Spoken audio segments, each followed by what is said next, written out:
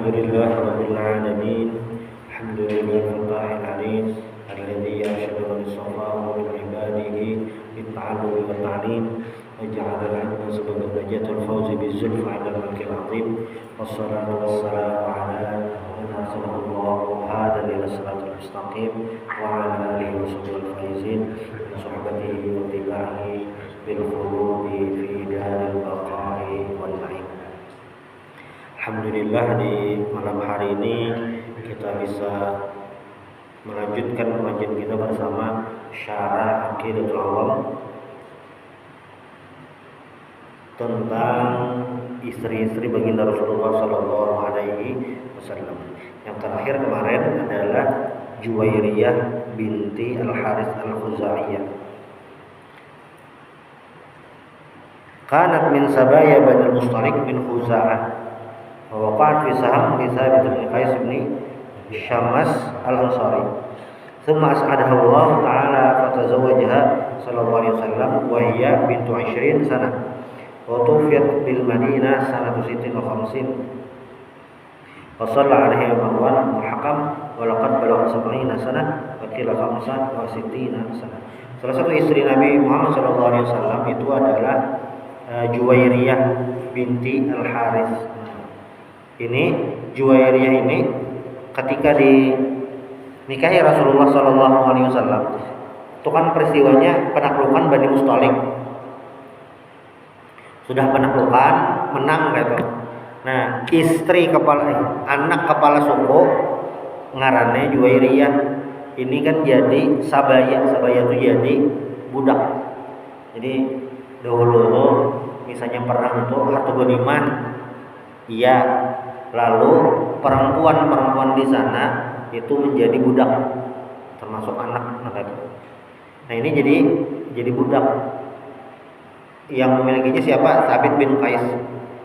Kemudian bahasanya Nabi tabusi ya, Nabi merdekakan bahasanya Nabi nikahi Juwairiyah nih. Nah setelah Nabi nikahi, kaum muslimin mengetahui Rasulullah menikahi anak kepala suku ngarannya Juwairiyah. Apa yang terjadi?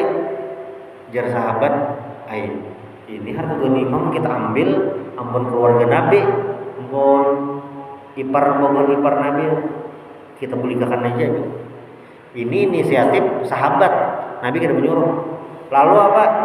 Ghanimah yang dapat macam-macam tadi dibulikakan ke orangnya. Karena mereka kadang melawan Nabi. Saja harta keluarga Nabi kita ambil. Nah, setelah itu apa yang terjadi? Babuhan Bani Mustalik tadi berislam. Gara-gara itu aja. Gara-gara harta ghanimah dibelikakan, timbul Islam di masa itu. Nah kayak itu adalah perbuatan luar biasa. Ya aturannya hak buahnya sudah jadi hak buahnya harta ghanimah itu, tapi dibelikakan. Karena ini bahasanya etika akhlak kepada Rasulullah Shallallahu Alaihi Wasallam sudah. Nah, lalu wazawaju bi aktsar min arba'ah jaizun lahu Shallallahu Alaihi Wasallam li'annahu min khasaisi. Jadi menikahi lebih daripada 4 orang, perempuan lah. Itu min khususiyati Nabi Sallallahu Alaihi Wasallam, itu khusus untuk Nabi aja. Menikahi lebih dari 4 orang itu khusus bagi Nabi Muhammad Sallallahu Alaihi Wasallam. Nah, dan kekhususannya ini juga Nabi nikahnya kada pakai saksi, kada pakai wali, ini khusus Nabi aja. Lalu gara-gara ini wa'tarada ba'dul mustasyriqin wal masihiyyin ala ta'addudi zawjatihi sallallahu alaihi wasallam wa tahammuhu bi annahu kana rajulan syahwaniyyan. Nah, karena Nabi menikahi banyak perempuan, maka orang-orang orientalis itu dan yang lain sebagainya itu menuduh Nabi sebagai orang yang penuh nafsu, itu dituduh. Wa hasya lillah, masalah itu kayak nauzubillah yang kada mungkin. Tapi apa? Lihika min wa aghrad. Nabi menikahi banyak perempuan ini ada hikmahnya dan ada tujuan-tujuannya. Bahasanya mana tuh surah Allah lah. Wahyu dari Allah. Apa gerang? Pertama, ayu jada bainahu sallallahu alaihi wasallam wa bain ashabihi wa kibari qaumihi silatun qawiyah biwasitatil musaharah hatta yushula alaihi ittisaluhum fi qadaya mukhtalifah ma'a adamil hijab wa hadha mimma yusa'idu liddifa'i an mabda'i as-sami wa nashri da'wah islamiyah. Nabi menikahi perempuan ini tujuan pertama, ini salah satunya lah silah qawiyah biwasitatil musaharah, supaya Nabi dengan kabilah si perempuan itu ada hubungan. Arab itu kan hubungan kekerabatannya perkabilah itu sangat kuat. Hubungan kekerabatan kabilahnya itu sangat kuat. Nabi menikahi perempuan dari kabilah ini, nah supaya kabilah perempuan tadi inya Islam dan Islamnya tuh kuat. Kami keluarga Nabi, nah kan tuh kuat. Ini strategi dahulu di masa-masa kerajaan, nah gitu. Cara menaklukkan suatu daerah itu adalah menikahi putri raja yang ditaklukkan supaya rakyatnya berdataan tunduk. Kayak sejarah Korea, waktu Jepang menginvasi Korea, perempuan bangsawan Korea dinikahi orang Jepang. Jadi orang Korea itu kan tunduk lawan pegawai Jepang karena kan ratunya nama itu strategi. Nabi strateginya itu supaya kabilah-kabilah ini bersama Rasulullah. Itu yang pertama lah. Sahabat Nabi bang iya juga lah, iya juga. Nabi menikahi Aisyah anak Sayyidina Abu Bakar. Nabi menikahi Hafsah anak Sayyidina Umar supaya hubungannya itu kuat dengan para sahabat. Ini strategi lah. Itu yang pertama. Lalu yang kedua, hayatuhu sallallahu alaihi wasallam durusun li ummatihi wa qudwatun hasanah. Kehidupan Nabi itu mengandung pelajaran-pelajaran untuk umatnya dan contoh yang terbaik. Nabi ini kan sebagai contoh nih, role model seorang manusia sempurna tuh kayak pegang hidupnya. Nah Nabi itu, berarti Nabi menyuruh kawin banyak lah, lain sisi itunya lain, tapi sisi kehidupan Nabi kayak pegang.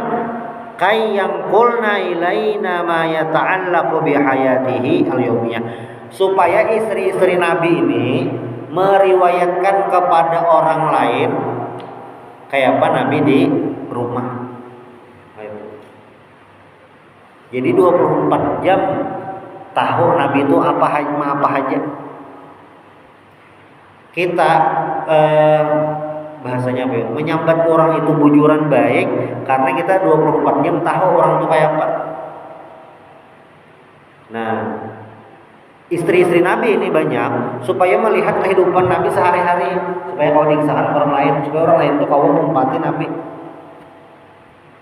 Kayak apa Nabi pernah puasa waktu tidak makanan, dan itu riwayatnya di rumah Aisyah. Lain di rumah istri Nabi yang lain. Kan istri Nabi itu janda Aisyah aja yang memang perawan, dinikahi perawan. Nah istri Nabi yang lain yang ada anak, Nabi gaya hidupnya kada kayak Aisyah. Gaya hidupnya apa? Nabi mempersiapkan nafkah dengan sebaiknya. Jadi riwayat Nabi kan dalil puasa sunat itu kan yang niat gasan puasa sunat. Kan kisahnya kayak itu, Nabi boleh ke rumah Aisyah, ada kan nasi, biar Aisyah kada ada nasi, biarnya kesan makan pun ada. Izan anak asum, biar Nabi itu puasa. Tapi riwayatnya ini di rumah Aisyah aja, lain di rumah istri yang lain. Karena dengan istri yang lain lagi riwayatnya. Itu maksudnya. Wa naqlu riwayati fi hajatin ila ta'addudihinna. Riwayat Nabi di rumah itu perlu banyak orangnya. Nah, ini istri Nabi ini yang meriwayatkan Nabi itu kayak ini. Bayangkanlah ada orang mengidolakan seseorang tapi kehidupannya kada tahu, ngalih bener. Apalagi zaman ini kekanakan-kekanakan ketuju lawan sosok yang menurutnya inspiratif tapi kada tahu kehidupannya, bahaya. Nya orang idola atau fans berat nih ngalih, kayak mati-matian bener ada. Tapi kada tahu kehidupannya sebujurannya, ya sia-sia. Nah ini supaya tahu kehidupan Nabi 24 jam kayak apanya, istri yang banyak inilah yang membantu juga. Misalnya kayak Hafsah itu anak Sayyidina Umar. Ada anak Sayyidina Umar ini yang diakui kealimannya, ngarannya Abdullah bin Umar. Kenapa Abdullah bin Umar ini bisa alim luar biasa? Salah satunya karena belajar dengan saudari beliau yang bernama Hafsah. Hafsah ini istri Nabi. Nah itu jalur Nabi keilmuan pernah membentuk. Fakam min haditsin jaa ilaina minhunna wa bidzalika na'rifu ahkaman tata'allaqu bi hayatihi al-manziliyah wal muasyarah zawjiyah. Berapa banyak istri-istri Nabi itu meriwayatkan kehidupan rumah tangga, kehidupan dapur Nabi Muhammad sallallahu alaihi wasallam itu, dan hubungan suami istri juga. Ini ya supaya umatnya nyaman. Kan ada riwayat Nabi itu menjahit baju seorang. Ada riwayatnya. Nabi ini menjahit baju rapid, menjahit seorang Nabi. Nabi itu tahajudnya lawas. Nabi guring dulu hanya tahajud. Ada riwayat-riwayatnya, dan ini memudahkan umatnya agar tahu kehidupan Nabi selama 24 jam. Nah, pertanyaan lainlah, sahabat itu kan hidup sezaman Nabi, tapi apakah sahabat Nabi itu kawah selalu bersama Nabi Muhammad? Ini kan makhluk terbaik sepanjang zaman, Sayyidul Anbiya wal Mursalin, pemimpin nabi-nabi dan rasul-rasul. Tapi pertanyaannya, apakah semua sahabat bisa hidup bersama Rasulullah, atau apakah semua sahabat bisa selalu mendampingi Rasulullah? Jawabannya kada mungkin. Sekali Sayyidina Abu Bakar aja ya kan memang paling lawas masuk Islam, mengawani Nabi, tapi amun 24 jam melawan Nabi ya kada itu benar. Kan macam-macam aktivitas para sahabat. Nah, lalu yang kawan bang yang bisa dipastikan siapa? Para sahabat tadi, mengisahkan semua dari Nabi. Nah, Abu Hurairah radhiyallahu anhu, kenapa jadi riwayat hadis sidin banyak? Karena Abu Hurairah ini ahlu sumpah lah, berdiam di masjidnya. Karena keluarga kadeda, duit kadeda, lalu berdiam di masjid. Bahasanya ahlu sumpah. Abu Hurairah ini free artinya kan ada gawian yang keluarga kada ada ongkos macam-macam, free kosong. Sehingga Abu Hurairah ini walaupun tadi masuk Islam tahun 7 Hijriah kurang lebih, selalu mendampingi Nabi di sisa umur Nabi itu. Jadi sini kawa apa? Kawa merekap hadis-hadis nang bahari tertinggal. Nah, itu. Makanya ada ulama nih. Sekalinya pewaris sidin itu bukan murid yang paling pintar. Pewaris sidin itu bukan murid yang memiliki kemampuan luar biasa. Sekalinya pewaris sidin itu adalah siapa? Khadam sidin. Bisa jadi kayak itu. Kenapa jadi khadam? Makanya kayak itu aja. Kan dia bersama terus setiap waktu. Jadi banyak ilmunya. Direkap macam-macam. Bodoh kayak ini. Langsung pelajaran langsung. Abu Hurairah itu model kayak itu. Walaupun ketika ada hadis tentang rumah tangga riwayat Abu Hurairah itu sahih, tapi ada riwayat istri Nabi juga sama sahih juga, nang mana dipakai? Ambon istri Nabi. Berarti Abu Hurairah kada alim lah, bukan itu. Tapi di antara dua riwayat ini yang paling kuat tentu riwayat istri Nabi. Karena apa? Dia hidup bersama Rasulullah. Abu Hurairah itu mendampingi Nabi, cuma kan di luar rumah aja. Istri Nabi apa? Di dalam rumah. Kayak itu. Jadi rumah itu rumah kita. Nabi itu mencontohkan rumah itu bukan hanya sekedar tempat berkumpul, istirahat awal, tempat bekerja untuk kehidupan. Bukan hanya itu, tapi rumah itu Nabi melajari lewat kita tempat di mana terjadi transfer ilmu. Rumah itu jadi transfer ilmu. Bukan hanya hidup, guring, makan, menikmati aktivitas kada. Nabi itu mengonsepkan rumah itu sebagai tempat pentransferan ilmu. Rumah itu sidin rumah ubah jadi tempat menuntut ilmu. Iyalah aja. Iya, kita ambil contoh lah. Ali bin Abi Thalib. Ali ini kan anak Abu Thalib. Abu Thalib ini termasuk miskin. Paman Nabi yang miskin Abu Thalib. Nah, ketika Nabi dewasa, mungkin sudah menikah, Nabi ini yang memelihara Ali. Kan Abu Thalib ini banyak bisi anak. Jadi sidin Nabi Muhammad lawan paman Nabi Abbas tuh kepandiran. Ayah Abu Thalib ini banyak bisi anak. Kita bantu ingin menggaduh ayuha jar Abbas. Nabi menggaduh Ali, Abbas itu menggaduh Ja'far kalau tidak salah, atau Fadl, Ja'far mungkin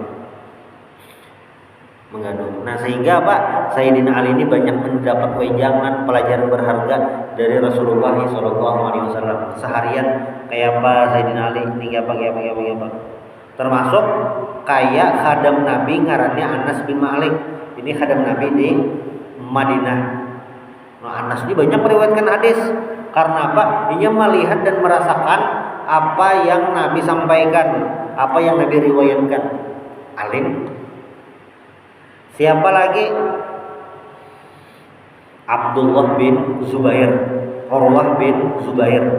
Kenapa orang ini jadi alim? Karena acil buhannya, nengarannya Aisyah adalah istri Nabi. Jadi kan Nabi memiliki istri ngarannya Aisyah. Aisyah itu bisiding sanak ngarannya Asma. Asma itu istri Zubair bin Awam. Nah anak si Zubair bin Awam ini ada ngarannya Abdullah, ada ngarannya Urwah. Ini termasuk ulama. Kenapa bisa alim? Karena dia belajar lawan Aisyah. Salah satunya lah karena belajar dengan Aisyah yang merupakan istri Nabi Muhammad SAW. Tempat transfer ilmu. Makanya sayang benar rumah kita itu amun kada dipakai apa-apa, gasan guring, makan guring aja. Sayang, bukan ada boleh lah. Sayang, karena apa? Nabi itu melajari lawan kita rumah itu jadi tempat menyebarkan ilmu, tempat belajar agama. Nah, rumah. Makanya bilanya di rumah itu nangkuitan, koler atau pengoler sembahyang. Alamat nang anak koler sembahyang karena kada ada yang diturutinya di sekolah hanya belajar sembahyang, praktek sembahyang.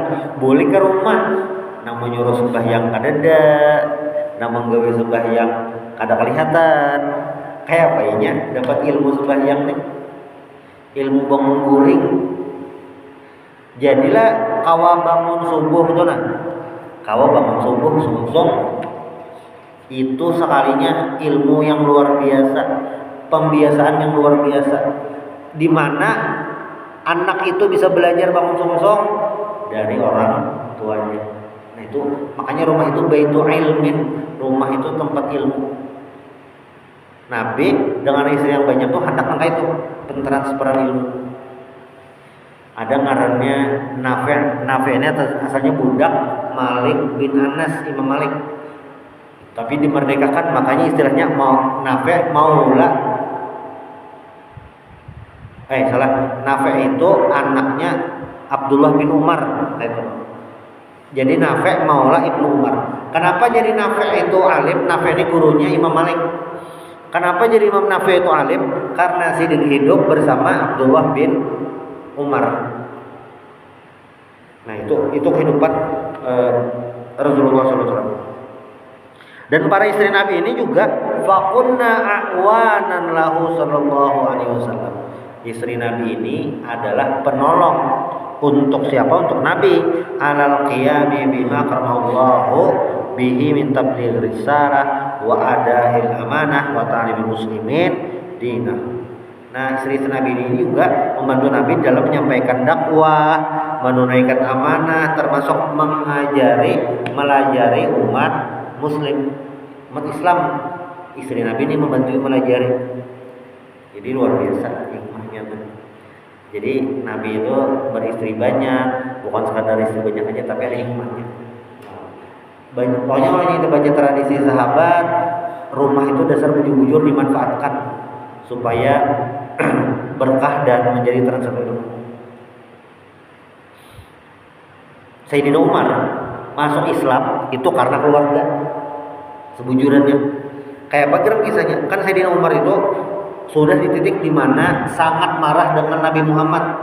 Jadi Sayyidina ini hendak mengeksekusi sendiri Nabi Muhammad karena sehingga di jalan kan anak menuju rumah Nabi ada yang memadai.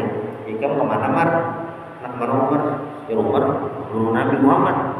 Lalu jar orang tadi, ikam apa mana Nabi Muhammad? Tuh di sana ikam Fatimah binti Khattab. Dia sudah berislam. Ikam makasih itu menyumpah aja.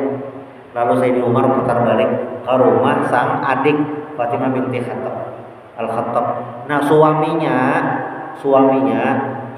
si Fatimah itu ngarannya Sa'ad bin Zaid. Ipar Umar. Datang Umar kan matok. Sama siang ya. Ada orang. Nah, waktu Sayyidina Umar hanya sampai, mungkin di rumah, di dalam rumah tuh bunyi orang mengaji. Kan kedengaran tuh sayup-sayup. Kata Sayyidina Umar kan, apa ini? Lagi apa? Lagi membaca apa? Masuk Sayyidina Umar, lagi baca apa? Dia nang ading, kadeda. Kami ada baca bapak, lakasih baca. Lakasih mau baca apa tadi? Kadeda. Dilempang Sayyidina Umar, Fatimah nih berdarah mungkin. Darah. Apa yang dibaca? Wah, ini kan sudah berislam kah? Jar Fatimah tadilah ini karena sudah dipukul, sudah terdesak, berdarah mungkin. Jar Fatimahnya, iya, kami sudah berislam, kami sudah syahadat. Apa gang? Nah, ditantang Fatimahnya. Apa tuh yang dibaca? Kami baca Al-Quran. Kawalah umat membaca di sini Umar. Kawalah umat membaca itu. Jangan adik kerawat, pian najis, menang baca mandi dulu. Lalu Sayyidina Umar mandi. Iman untuk mandi hanya Sayyidina mau baca. Nah, ada mengadakan riwayatnya surah yang Sayyidina baca itu surah Toha. Sayyidina baca, bina tenang. Nah, langsung Sayyidina Umar apa? Bersyahadat. Ini karena apa? Ya tadi faktor orang rumah. Orang rumahnya siapa? Adik Sidin. Karena di rumah, jadi amunya rumah itu sebagai tempat tidur aja, makan aja, ya tidak seperti harapan Nabi Muhammad SAW. Kayak apa Nabi melajari sahabat, kayak apa Abdullah bin Abbas itu didoakan Nabi waktu inya di rumah Nabi. Gara-gara Ibnu Abbas ini menyediakan Nabi bau-bauan, yang menyampaikan supaya Nabi nyaman dulu. Makanya keluar doa itu yang Allahumma alimhu wa faqihu fiddin wa alimhu takwil. Abdullah bin Abbas. Itu yang kedua lah. Jadi yang pertama tadi supaya Nabi mudah hubungan dengan orang-orang. Lalu yang kedua untuk memberikan pelajaran kepada umatnya. Tahun kehidupan sehari-hari. Sidin itu bilanya jam 10 kemana rancak ya? Ini kan tahu yang siapa? Orang rumah. Sidin bilanya sembahyang sunat rancak berapa rakaat? Siapa yang tahu? Orang rumah. Sidin ini rajinlah puasa sunat. Iya rajin. Nah, orang rumah. Jadi orang rumah ini bukan sekedar penghuni biasa, tapi itu sarana gagasan apa? Ya tadi menyebarkan ilmu dan macam-macam. Sudah. Nah, lalu yang ketiga,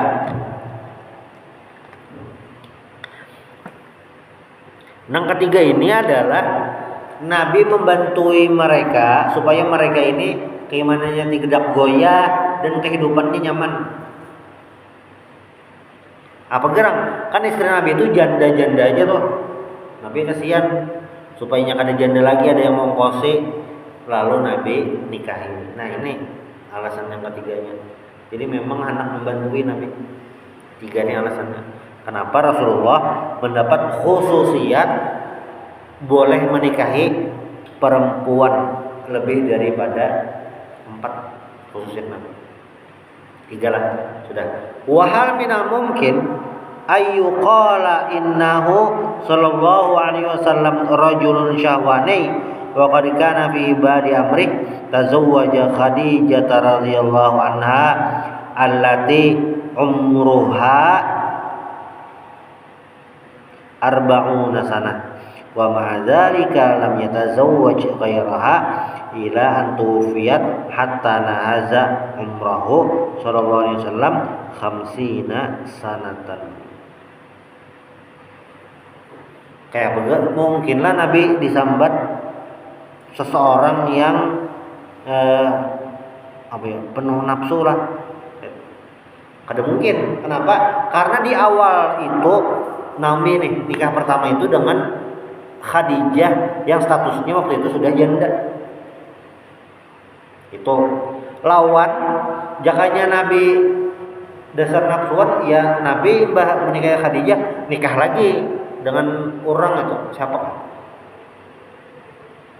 Nyatanya kan selama Nabi bersama Khadijah, Nabi tidak menikahi perempuan manapun. Nabi hanya menikah lagi dengan Zainab semalam tuh, Zainab binti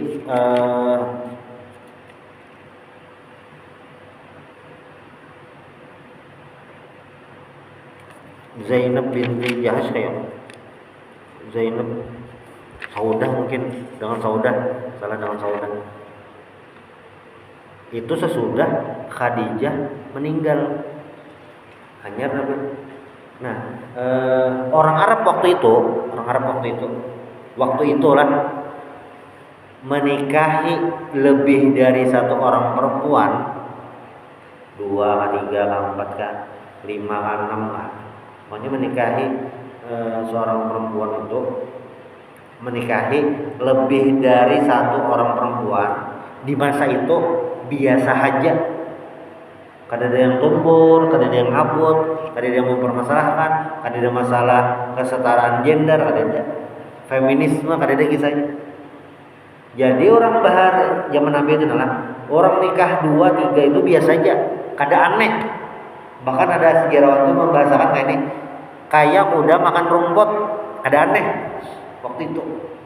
Tapi Nabi memilih dengan satu orang istri, yaitu Khadijah radhiyallahu anha. Ini tahu berarti ini badahkan laki-laki yang penuh nafsu.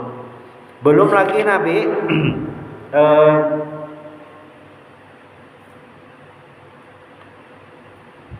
Nabi itu apa ngarannya nih, menikahi janda. Jaka bujuran nafsu mencari yang belum menikah, nang anom.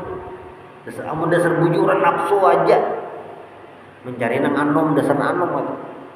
Tapi kan Nabi ada memilih yang janda-janda. Berarti maksudnya itu bukan sekedar memenuhi nafsu, kada. Ya memang kayak ini salah satu bab yang membolehkan nikah atau poligami itu salah satunya adalah ketika misalnya istri pertama ini apa ngaranya nih, kada kawa melayani dasar kada kawa, maka memang hukum asalnya poligami itu ubah terserah aja, catatannya adil kayak itu. Nah, salah satu yang motivasi orang bisa menikah lagi itu ya karena istri pertama ada orang melayani, kawin lagi mencari pasti yang anom, karena dasar untuk kebutuhan biologis itu. Nabi itulah, Nabi nggak ada itu. Nah makanya ketika dituduh orang-orang orientalis Nabi ini rajulun syahwani, laki-laki yang penuh nafsu, ya salah tuduhannya, salah, ada mungkin Nabi. Nah, dan tambahan daripada itu, Nabi ini dengan istri-istri beliau, Nabi ini menikah dengan istri-istri beliau ini bukan gasan beramian.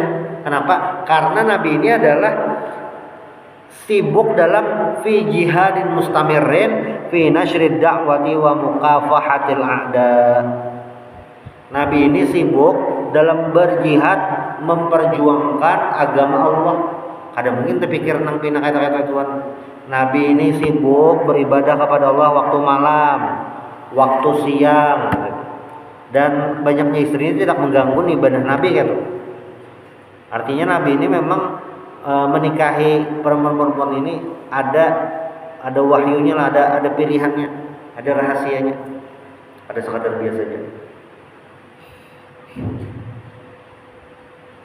Hakadha lina'lam annahum yaftaruna 'alaina al-kadhib wa laysa dzalika fi hadzal majal fahasb bal hum syattal majallat allati yadrujuna fiha mabadi'ahum al-haqirah lidar rasuli wa ummatihi al-islamiyah.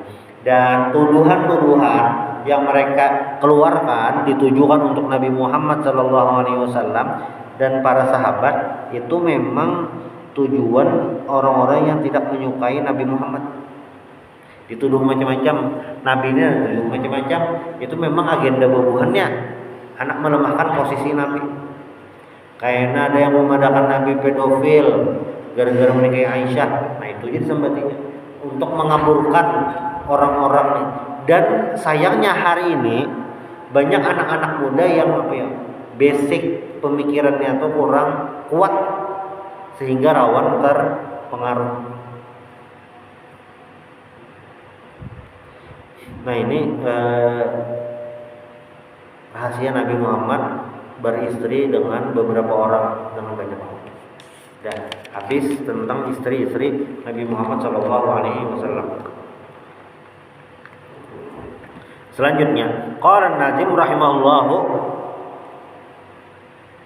Hamzatu ammuhu wa Abbasun kadza ammatuhu Safiyatun dzatuh kita. Paman Nabi atau bibi Nabi ini ada beberapa orang. Yang pertama paman Nabi, bukan pertama paling tua, artinya yang dekat dengan Nabi adalah Hamzah bin Abdul Muttalib. Ini paman Nabi, paman lawan maunya dingsanak abah Nabi, seabah, mamanya lain. Nah, dan Hamzah ini juga saudara sesusu Nabi, karenanya sama-sama pernah menyusul lawan Suwaibah Islamiyah. Ini Hamzah. Dan Hamzah ini dikenal dengan Asadullah, singa Allah, karena keberaniannya membantu dalam dakwah. Nah, tapi Hamzah ini meninggal waktu perang Uhud di tangan Wahsy ngarannya. Wahsy ini diberikan tugas oleh tuannya untuk membunuh Hamzah. Bila membunuh, balasannya dimerdekakan. Maka Wahsy-nya pun hakun membunuh Hamzah. Tugasnya dia membunuh Hamzahnya. Dan Wahsy ini memiliki kekuatan pelempar tombak. Dia bisa kemampuan melempar tombak itu dengan menghujam langsung ke sasaran. Itu Wahsy. Dan gara-gara Wahsy sebelum Islam lah Hamzah itu terbunuh. Itu paman Nabi yang pertama, ini jelas membantu Nabi. Lalu yang kedua, Hamzah ini juga di sebuah riwayat dari Imam Hakim dan Imam Tabrani juga, Sayyidu syuhada'i indallahi yaumal qiyamati Hamzah bin Abdul Muttalib. Jadi ujar Nabi kaina orang-orang mati syahid seduniaan, maapanya di bawah komando Hamzah bin Abdul Muttalib. Kaina hari kiamat kelihatan tuh berarti ini yang mati syahid, ini mati syahid. Belum lagi, dikit lagi. Lalu yang kedua paman Nabi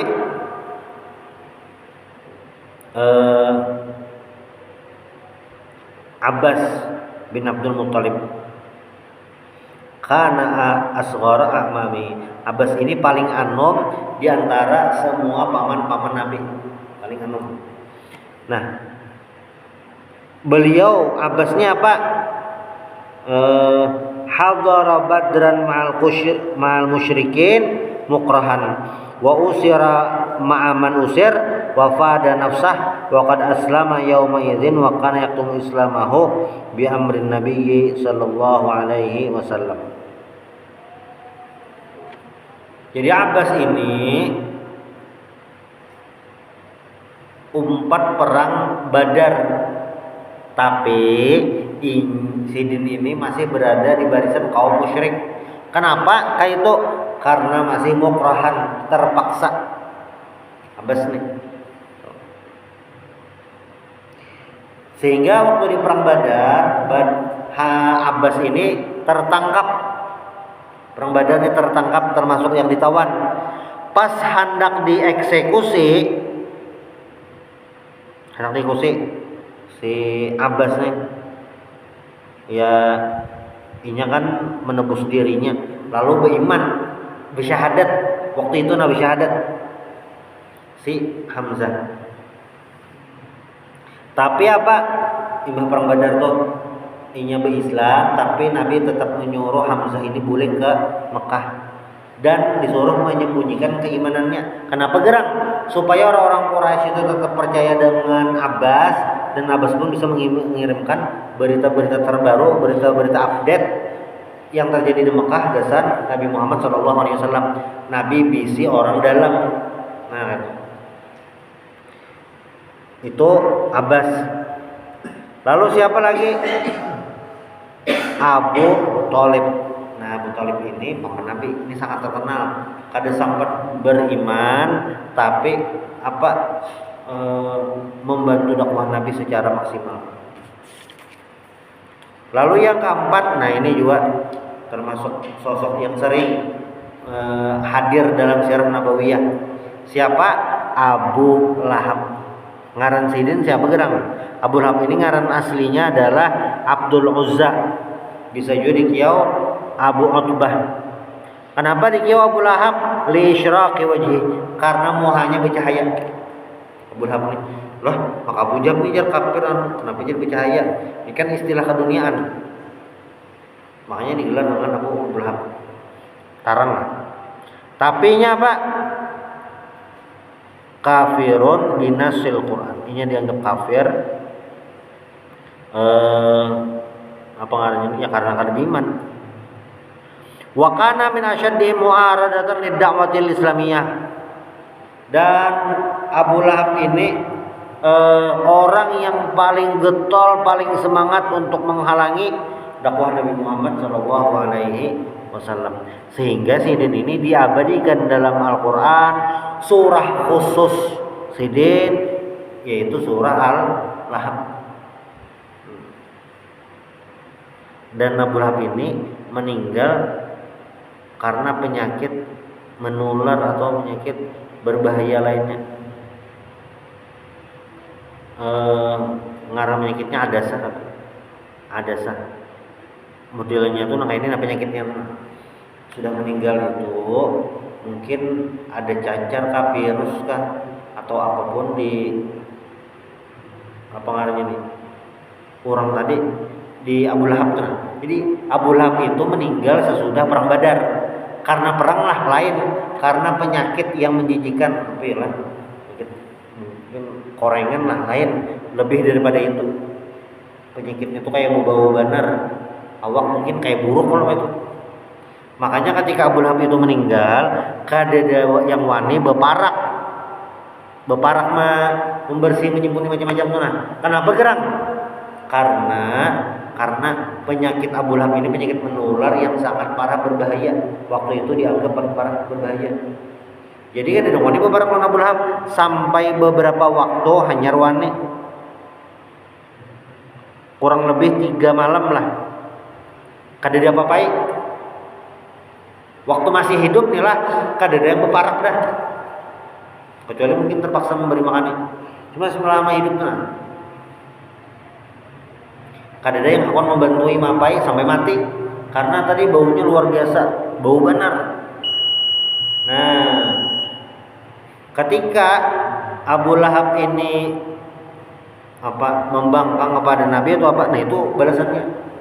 Kadang akan mubarak dan meninggalnya kayak apa? Pas sudah meninggal tadi, hafaru lahu hufrah di jasad Abu Lahab, lalu ditabuk lubang oksidin, nah itu. Summa dafa'u fi tilkal hufrah bi alatin tawilah. Jadi misalnya Abu Lahab tuh di sini bau, kadang membara sampai meninggal, mereka ulah lubang sini, saking kadang membaraknya, lalu maka jasadnya tadi ditunjul lah situ.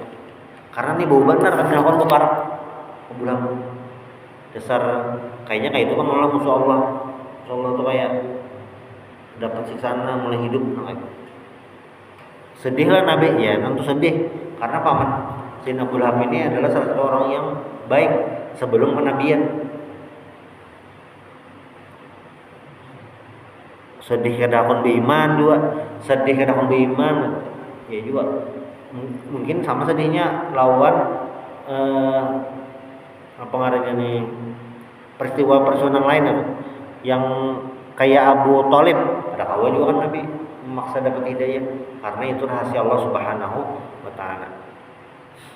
Lalu ada paman-paman Nabi yang lain kayak Zubair, Jahal, ada Abdul Ka'bah, ada juga bibi Nabi kayak Sofiyah. Sofiyah ini adalah mamanya Zubair bin Awam. Zubair bin Awam ini suami dari Asma binti Abu Bakar.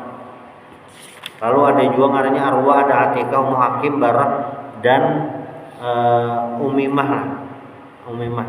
Nah ini paman atau bibi Rasulullah Shallallahu Alaihi Wasallam. Nah lalu yang selanjutnya ini habis sudah masalah keluarga Nabi. Lalu selanjutnya Nazim menjelaskan tentang apa? Wa qabla hijratin Nabiyil Isra min Makkatin lailan li Qudsi Yudra. Nah selanjutnya Nazim membahas tentang serba-serbi Isra Mi'raj.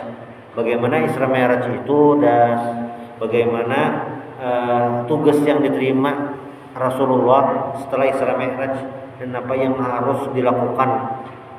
Nah ini insyaallah di pertemuan berikutnya. Alhamdulillah subhanahu wa bihamdik asyhadu an la ilaha illa anta astaghfiruka wa atubu ilaik. Al-Fatihah.